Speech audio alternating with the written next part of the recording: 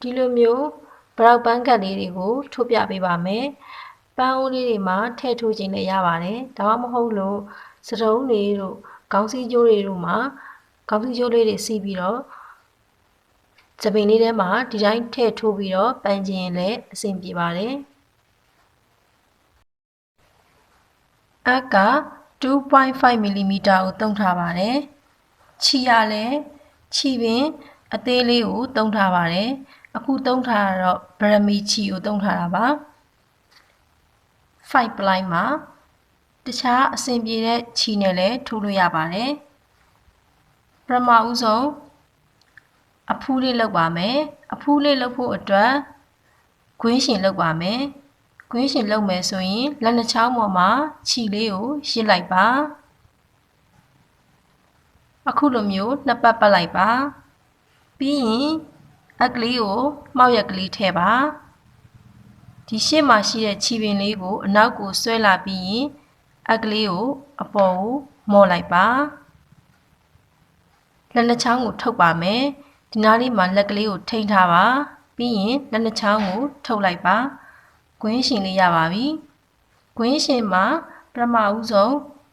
ဖွမီနှစ်ချက်ထိုးပါမယ်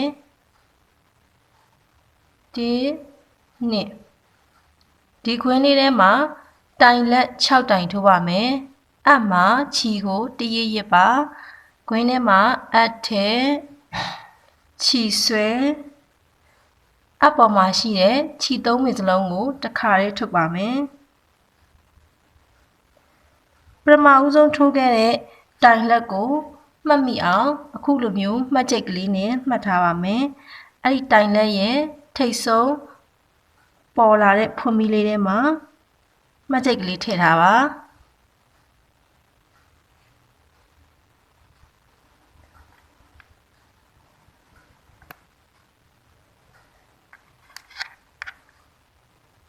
တိုင်လက်6တိုင်ထိုးပါမယ်အမှာခြီကိုတရရစ်တဲ့ခွင်းထဲမှာအထက်ခြီဆွဲ3ပင်ကိုတစ်ခါတည်းထုတ်ပါတယ်နှစ်တိုင်ရပြီတရရစ်တဲ့ခွင်းထဲမှာအထက်တဲ့ခြီဆွဲ3ပင်ကိုတစ်ခါတည်းထုတ်3တိုင်4 5 6ပြီးရင်ကွင်းရှင်လေးကိုပိတ်ပါမယ်ကျိုးလေးကိုဒီလိုလေးဆွဲလိုက်ပါပြီးပြီဆိုရင်ဒီပထမဦးဆုံးထိုးခဲ့တဲ့ဖွမီပေါက်လေးထဲမှာရှက်ကော်နဲ့လှဆက်ပါမယ်အဲ့တော့မှတ်ချိတ်ကလေးကိုဖြုတ်လိုက်ပါအဲ့ဖွမီပေါက်လေးထဲမှာအကလေးထည့်ပြီးရင်ခြီဆွဲရှေ့ရခြီပင်လေးကိုအနောက်ကိုဆွဲထုတ်လိုက်ပါရှက်ကော်နဲ့ဆက်ပြီးပါပြီနောက်တစ်တန်းထိုးပါမယ်ဖွမီတစ်ချက်ကျစ်ပါအဲ့ဒီအပေါက်ထဲမှာပဲတိုင်တိုထိုးပါမယ်အဲ့ဒီပေါက်လေးထဲမှာအထက်ခြီဆွဲတိုင်တိုထိုးလိုက်ပါတယ်တိုင်တိုထိုးပြီးတော့ပထမဦးဆုံးဖြစ်လာတဲ့ဖွမီလေးထဲမှာလည်းမှတ်ချိတ်ကလေးမှတ်ပါမယ်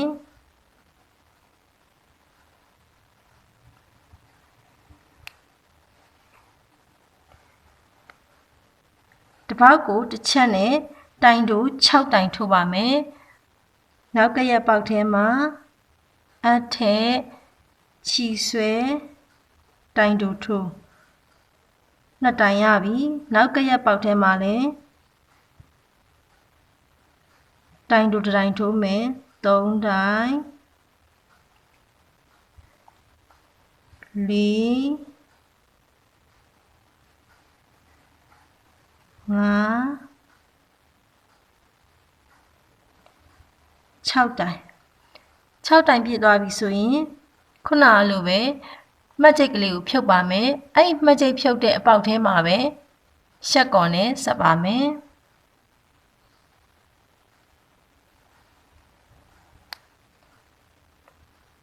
မှတ်ချိတ်ဖြုတ်လိုက်တဲ့ပေါက်လေးထဲမှာအထက်ခြီဆွဲရှေ့ရခြီပင်ကိုအနောက်ကို ဆွဲထုတ်ပြီးရင်ဖုတ်ပြီးတစ်ချက်ကြစ်ပါခြေစားဖြတ်ဖို့အတွက်ခြေစားလေးကိုနေတော်လေးဆွဲထုတ်လိုက်ပါပြီးရင်ခြေစားဖြတ်ပါမယ်အခုဆိုရင်ဒီလိုအဖူးလေးရပါပြီအဲ့အဖူးလေးကိုအခုလိုနန်းကျိုးမြင်လေးနဲ့ထည့်ပါမယ်ခေါင်းလေးကိုအရင်ဆုံးတီးလိုက်ပါတယ်ပြီးရင်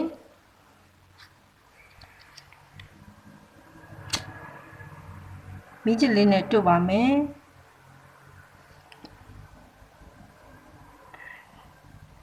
ခုလေးလုပ်ပြီးရင်ဒီထဲမှာထည့်ထားပါ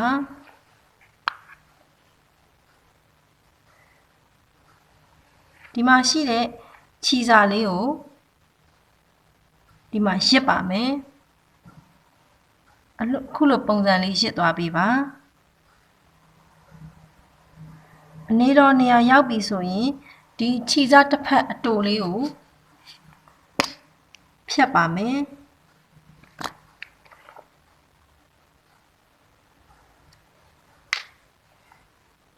ကျန်တဲ့ခြေစားလေးနဲ့ဆက်ပြီးတော့ရစ်ပါမယ်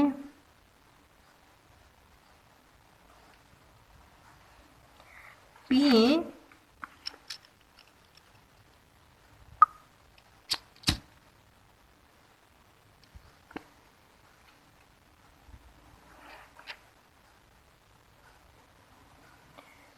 အခုလိုလေးလှုပ်ထားပြီးတော့ရက်ထားပါဒီမှာရှိတဲ့ခြေပင်လေးတွေကိုမဖြတ်ဘဲနဲ့ထားပါမယ်ဒါမှဒီလိုမျိုးဂိုင်းလေးလှုပ်တဲ့အခါမှာပြန်ပြီးတော့သုံးရမှာပါဒါမျိုးလေးတွေကိုလိုချင်တဲ့လောက်5ခု6ခုတောင်းမရင်3 4ခုလောက်အဖူးလေးတွေကိုလှုပ်ထားပေးရပါမယ်အခုအပွင့်လေးတွေထိုးပါမယ်ကွင်းရှင်လုပ်ပါမယ်လက်နှစ်ချောင်းပေါ်မှာခြေလေးကိုအခုလိုရစ်ထားပါပြီးရင်အပ်ကိုနောက်ကနေထည့်မယ်ရှေ့ရခြေလေးကိုဆွဲယူပါနောက်ရောက်ပြီဆိုရင်ခေါင်းလေးကိုအပေါ်မော့လိုက်ပါလက်နှစ်ချောင်းကိုထုတ်ပါမယ်လက်ကလေးကိုဒီနားလေးမှာထိန်းထားပြီးတော့လက်နှစ်ချောင်းကိုထုတ်လိုက်ပါဒါဆိုရင်ကွင်းရှင်ရပါပြီပထမဦးဆုံးဖွင့်ပြီး2ချက်ကြစ်ပါမယ်1 2ဒီကွင်းရှင်ထဲမှာတိုင်ရှည်6တိုင်ထိုးပါမယ်အပ်မှာခြီကိုတရရစ်ခွင်းထဲမှာအပ်ထက်ခြီဆွဲရှေ့နှစ်ပင်ကိုတစ်ခါထုတ်ပါနောက်နှစ်ပင်ကိုတစ်ခါထုတ်ပါပထမဦးဆုံးတိုင်ရှည်ပြီးသွားပြီဆိုရင်အဲ့တိုင်ရှည်ရဲ့ဖွင့်ပြီးပေါက်လေးထဲမှာအခုလိုမျိုးမှတ်ချိတ်ကလေးနဲ့မှတ်ခဲ့ပါတိုင်ရှည်အလုံးမှာ6တိုင်ပြအောင်ထိုးပါမယ်အပ်မှာခြီကိုတရရစ်တဲ့ခွင်းထဲမှာအပ်ထဲခြီဆွဲရှေ့နှစ်ပင်ကိုတစ်ခါထုတ်တယ်နောက်နှစ်ပင်ကိုတစ်ခါထုတ်တယ်6တိုင်ပြအောင်ထိုးပါမယ်3 4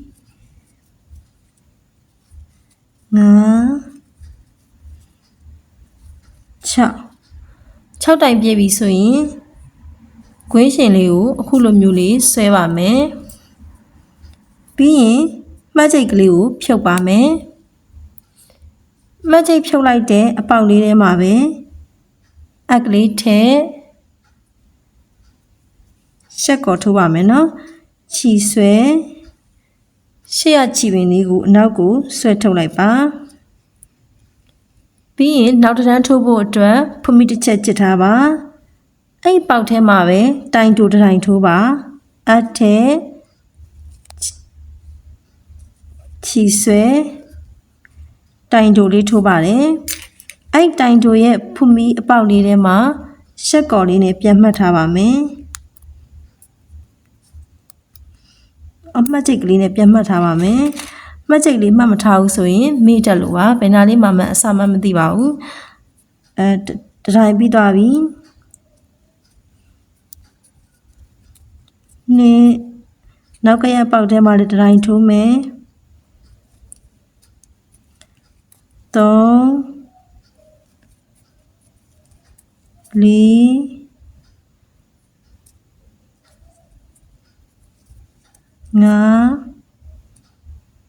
တပေါက်တစ်ချက်နဲ့တိုင်တိုတွေထိုးလာတာ6တိုင်ရပါပြီ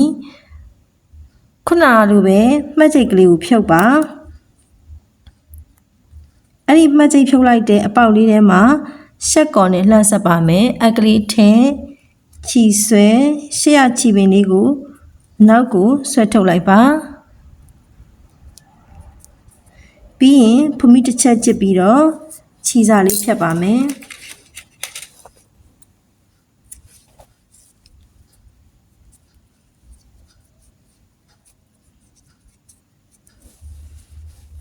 ဒီအလဲမှာခွင်းချိန်လှုပ်တုံးကကြံခဲ့တဲ့ခြီစာလေးကိုအစသိမ်းတဲ့အက်ကလေးနဲ့ထည့်ပြီးရင်အလဲကောင်ကနေထိုးထည့်ပြီးတော့ဒီဘက်ထဲမှာအနောက်မှာအခုလိုမျိုးလေးဆွဲထုတ်ထားပါမယ်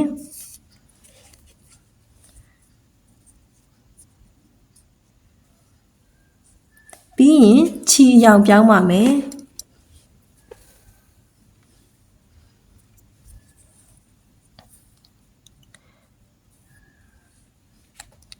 ခုနတော့ကပြီးခဲ့တဲ့နေရာလေးထဲမှာအက်ကလေးထည့်ခြီဝါလေးကို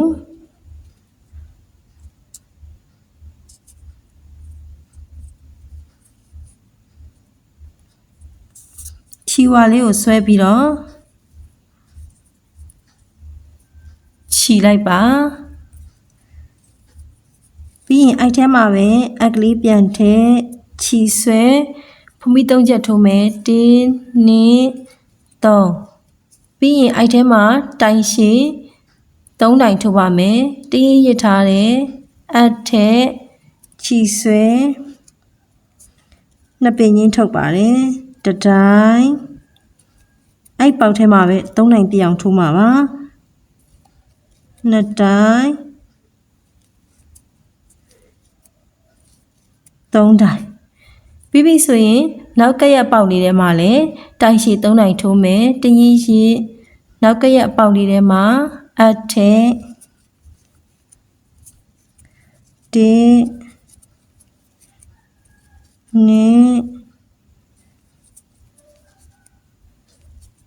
3ပြီးရင်ဖုမိ3ချက်1 2 3အဲ့ပေါက်ထဲမှာပဲရှက်ကော်လေးဆက်ပါမယ်ပြီးရင်နောက်ကရပေါက်ထဲမှာရှက်ကော်လှမ်းထိုးမယ်နောက်ကရပေါက်လေးထဲမှာအထက်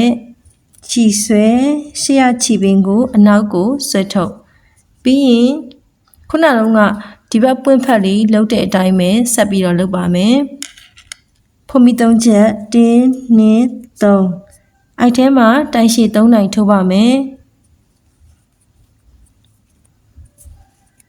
1 2 3နောက်ကရက်ပေါက်ထဲမှာလည်းတိုင်ရှည်3တိုင်ထိုးပါမယ်နောက်ကရက်ပေါက်လေးထဲမှာအထက်1 2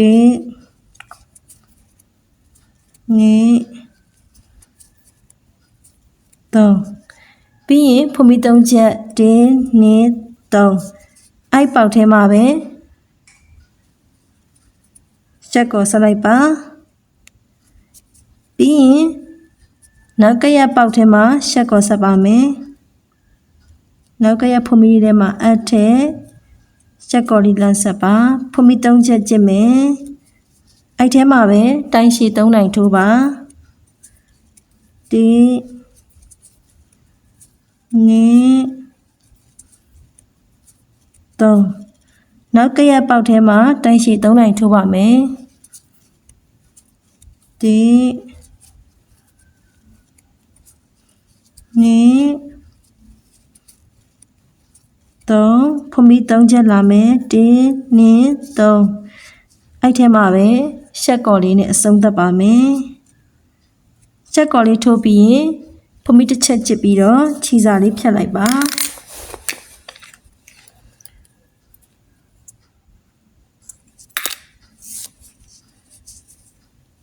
ဒီမှာရှိနေတဲ့ခြီစာအဝါလေးတွေကိုတိမ့်ပါမယ်အခုလိုမျိုးအစသိမ့်တဲ့အက်ကလေးနဲ့ထည့်ပါအက်ကလေးနဲ့ထိုးထည့်ပြီးရင်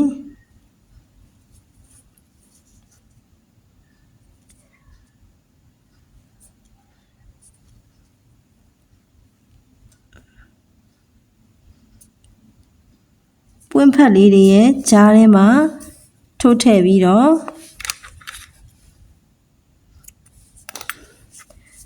ခြီစာလေးဖြတ်ပါမယ်ဒီမှာကျန်းနေတဲ့ခြီစာအစိမ်းလေးကိုလည်းခုနလိုပဲအစသိမ့်တဲ့အက်ကလေးနဲ့ထည့်ပါမယ်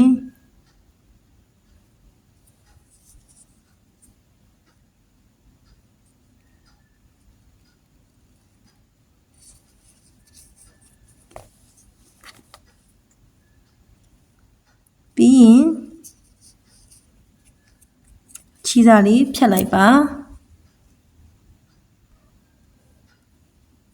ပြီးသွားပြီဆိုရင်ခုနလိုပဲကြီးနှမ်းလေးနဲ့ထည့်ပါမယ်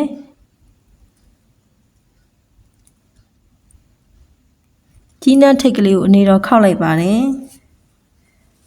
ပြီးတော့ပန်းပွင့်ရဲ့အလဲကောင်လေးကနေထည့်ပါနောက်ကနေထုတ်လာပါမယ်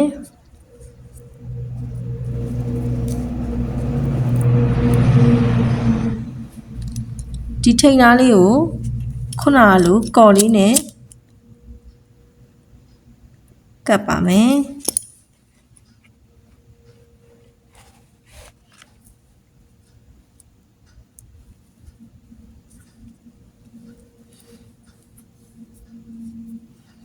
ကပ်ပြီးပြီဆိုရင်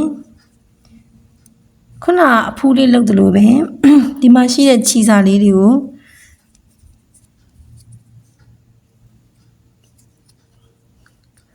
အခုလိုလေးတွေရစ်ပါမယ်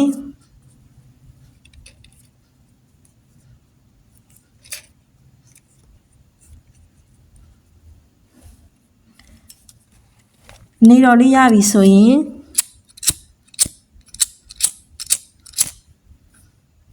ခြီစားဖြတ်တော့မယ်ဆိုရင်အခုလိုကော်လေးနဲ့ကတ်လိုက်ပါပြီးတော့မှဂျာနီထားလိုက်ပါဒီခြီစာလေးတွေကိုမဖြတ်ပါဘူးเนาะကိုလိုသလောက်ပန်းမွင့်လေးတွေထိုးထားပါကိုလိုသလောက်အဖူးလေးတွေထိုးထားပါခြီစာလေးတွေကိုတော့အခုလိုမျိုးဒီတိုင်းလေးထားပေးထားပါအခုလိုလေးတွေပန်းလေးတွေအဖူးလေးတွေကိုလိုချင်သလောက်ထိုးပြီးပြီဆိုရင်အခိုင်လေးဖြစ်အောင်ဆက်ပါမယ်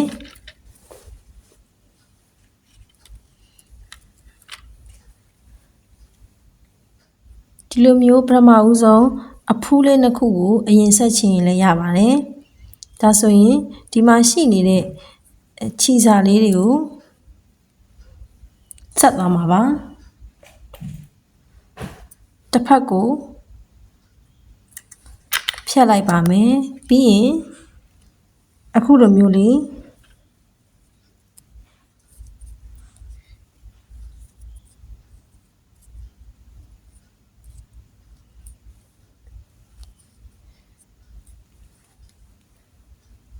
ပတ်ပါမယ်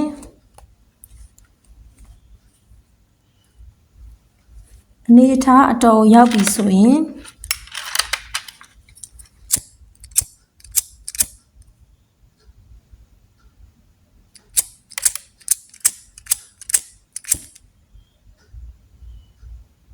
မင်းကြီးကလေးနဲ့တို့ပြီးတော့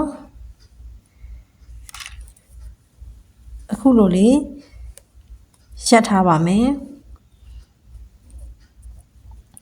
ပြီးရင်ပန်းမွင့်လေးထည့်ပါမယ်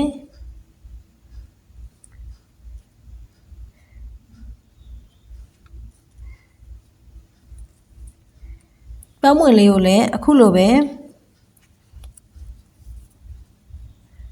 နှစ်ခုပို့ပြီးတော့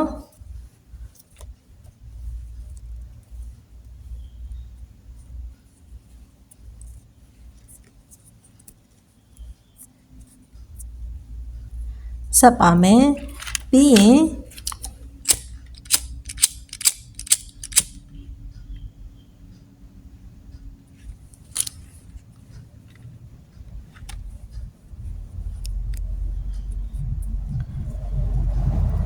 အခုလိုမျိုးလေးတွေကိုကြိုက်တဲ့အနေအထားလေးတွေထားပြီးတော့တစ်ခုချင်းစီလိုက်ပြီးတော့ဆက်သွားရပါမယ်